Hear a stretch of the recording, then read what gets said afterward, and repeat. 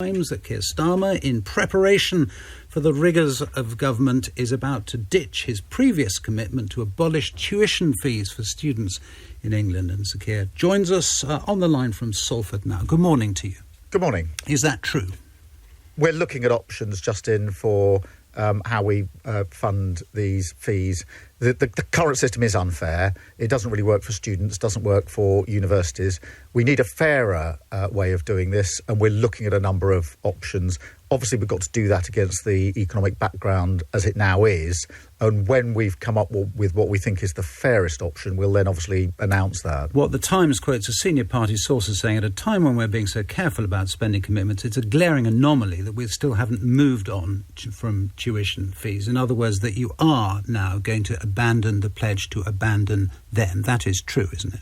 Well, I think we are going to set out a fairer solution, and Justin, so but it won't be the abandoning of tuition fees, will it? Well, we are likely to move on from that commitment because we do find ourselves in a different financial situation. But I don't want that to be read as us accepting for a moment that the current system is fair or that it's working, because I do think there are other ways of approaching it. You want to come up with other things, but you're being quite clear. You are going to move on from that pledge. It was a pledge, though, that you made, and the problem for you personally, isn't it, that there are a number now of these pledges that you made, particularly when you became leader of the party, that you are now in the course of abandoning?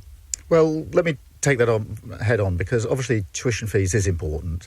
We've got to come up with a fair solution, but we are in a different economic situation, and I think you and others would be quizzing me hard if I just simply said, well, I'm going to ignore the current economic situation and press on with something, notwithstanding the cost when we get to an election in 2024. But for the other, I mean, there are very important pledges I made, the vast majority of which stand. But some of them, one of them was, for example, was defend free movement as we leave the EU. Well, we left the EU. We're in a different situation, so that's clear. Another one was increasing income tax for the top 5% of earners. Now, if we need more money, wouldn't that be a good thing to stick to? Yeah, Justin, we are in a different situation now because obviously I think we've got the highest tax burden since World War II. And there was one other that I'm sure you're about to put to me, which is nationalisation of energy. Here, I'm not ideological about it. We have said when it comes to railways, for example, we will bring railways back into public ownership as the contracts expire.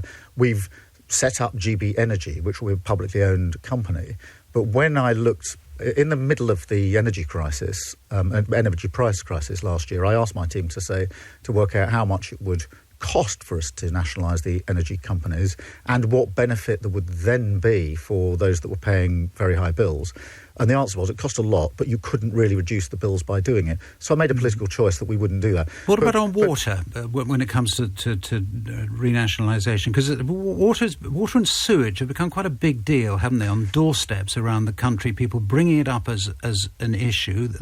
Some of your opponents in some council areas, particularly the Greens, are saying that the obvious thing to do is simply renationalise water. Are you saying you can't afford to do that? We can't as a country. Well, again, Justin, we're looking at the figures on that, but there is a huge outlay of money to nationalise some of these companies, and there are other ways. I mean, sewage is a massive problem across the country, as you know. The government's completely lost control of this, and there's real anger out there about what's happening to our rivers and our beaches. And you came to power saying public services should be in public hands, not making profits for shareholders. And a lot of people say about the water companies that's exactly what has gone wrong. You've claimed that you were going to fix it, but when it comes to it, you're saying, no, we can't afford it. I think with stronger regulation, stronger enforcement of regulation, and accountability at the top of the water companies, we can make a massive move forward on this.